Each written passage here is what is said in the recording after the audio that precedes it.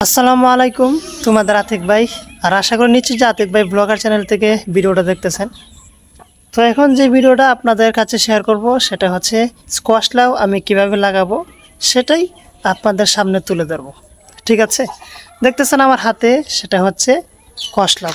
আমরা বলি কষ লাউ, আমাদের গ্রামে কষ, তবে এটার অরিজিনাল নাম হচ্ছে স্কোয়াশ লাউ। ঠিক আছে, যাই হোক, তো এটা আমি কিভাবে লাগাবো খুবই অল্প সময়ে আপনাদের কাছে উপস্থাপন করব, স্যাম্পল তুলে ধরবো। ঠিক আছে, দেখি আমি কিভাবে কষ লাউ লাগাই। ঠিক আছে, কষ লাউয়ের প্যাকেট, অফিসিয়াল কষ লাউয়ের প্যাকেট। আর এটা লাগাতে কি কি লাগবে? কিছু লাগবে না, আমার হাতে যে হাতিয়ার এটাই যথেষ্ট। আর অবশ্যই যেখানে আমি রোপণ করব এখান থেকে, ওই ফুল গাছটা থেকে এখান থেকে লাগিয়ে এই দেওয়ালের সাথে ঠেকে যাব। ঠিক আছে, এখানে কয়েকটা মিষ্টি আলুর চারা লাগাইছিলাম, বাট থাক, সমস্যা নাই। কিন্তু আমি 1-1.5 ফিট বা 2 ফিট দূরত্ব রেখে বজায় রেখে রেখে এই বিচিগুলো আমি লাগাবো। ঠিক আছে, তো বিচিগুলা আগে প্যাকেট থেকে খুলে নিচ্ছি। তো দেখেন বিচিগুলা দেখছেন বিচিগুলা কালারিং, আমার মনে হয় কিছু মেডিসিন ইউজ করে ওরা। বিচিগুলা একটি পাত্রে নিয়ে নিব আগে।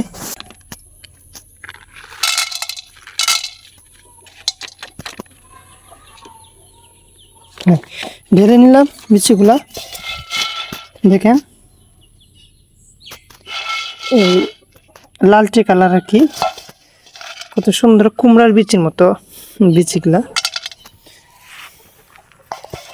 এবার আমি ওই এদিক থেকে ওইভাবে যাব, সোজা যাব।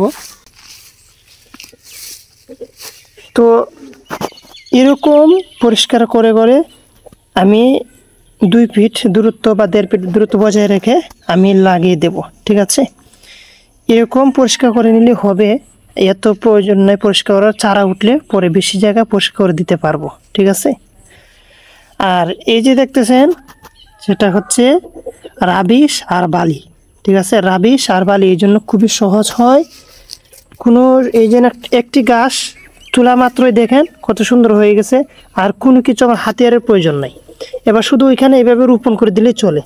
ঠিক আছে, আমার এটার আর প্রয়োজন পড়বে না। আর প্রয়োজন পড়লে তো এরকম চারা লাগানোর সময় এরকম দিতাম, এখন তো বিচি লাগাবো যেহেতু আর প্রয়োজন পড়বে না। এবার আমি বিচি লাগাবো। আর অবশ্যই একটা কথা বলি, ভালো কিছু শুরুতেই বিসমিল্লাহ বলে নেবেন। বিসমিল্লাহ অবশ্যই বারাকা বরকত আছে, বিসমিল্লাহ তো অবশ্যই বলতেই হবে, এটা বলবেন বিসমিল্লাহ। বেশি গভীরে দেওয়া যাবে না, অতিরিক্ত গভীরে দিলে সমস্যা হতে পারে। এখন আবার বৃষ্টির সিজন যেহেতু বেশি গভীরে দিলাম না। এবার ঢেকে দিব। ঠিক আছে, আমার হয়ে গেল। এভাবে করে আমি বাকি বিচিগুলা আপনাদের সামনে তুলে ধরব। আগে বিচিগুলা লাগিয়ে নিই, তারপরে আবার আপনাদের সামনে আমি স্ক্রিনে চলে আসব। ঠিক আছে, আগে বিচিগুলা আমি লাগিয়ে নিচ্ছি।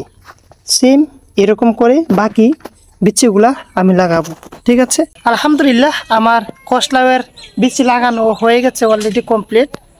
মোট 25টা বিচি লাগাইছে, আরও কয়েকটা বিচি আছে, সেটা আমি অন্য কোথাও নিয়ে লাগাবো। তো এখানে যতটুক নিয়েছে ততটুক লাগিয়েছি। ঠিক আছে, 25টা চারা আমি মোট এখানে লাগাইছি। ঠিক আছে, তো আজকে এতটুক পর্যন্তই। দেখলাম তো আমি কিভাবে কষ লাউয়ের বিচি রোপণ করলাম। আলহামদুলিল্লাহ, দেখা যাক কয়দিন পরে এটা চারা গজায়। ঠিক আছে, তো এতটুক পর্যন্তই, বেশি লম্বা করলাম না, যাতে আপনারা বেশি লম্বা করলে বিরক্ত হয়ে যাবেন। সংক্ষিপ্তভাবে আমি কীভাবে বিচি লাগালাম সেটা আজকে শেয়ার করলাম আপনাদের কাছে। ঠিক আছে, সবাই আমার জন্য দোয়া করবা।